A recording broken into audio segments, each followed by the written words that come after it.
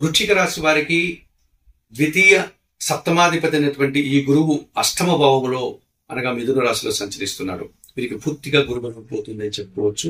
వృశ్చిక రాశి వారికి 2025 డిసెంబర్ 5 నుంచి 2026 జూన్ 2 వరకు కూడా వీరు మాట విషయంలో జాగ్రత్తలు తీసుకోవాల్సి ఉంటుంది. అనగా వీరు ఏది మాట్లాడినా ఎదుటి వారితో అపార్థాలు, తద్వారా అభిప్రాయ భేదాలు, మనస్పర్ధలు రావడానికి అవకాశం ఉంటుంది. కుటుంబంలో అశాంతికర వాతావరణం అనగా ఒక ఘర్షణ వాతావరణం రావడానికి అవకాశం ఉంటుంది. అలాగే జీవిత భాగస్వామితో మనస్పర్ధలు, జనాలతో అభిప్రాయ భేదాలు, వ్యాపార భాగస్వాములతో ఇబ్బందులు రావడానికి అవకాశం ఉంటుంది. పని ఒత్తిడి పెరిగిపోతుంది. తద్వారా ఒక అశాంతికి గురయ్యేటువంటి వాతావరణం వృశ్చిక రాశి వారికి ఈ గురుబలం 8వ భావంలో గురువు సంచరించడం వల్ల మిథున రాశిలో మీరు గురుబలం పోయేటువంటి పరిస్థితి ఉంది.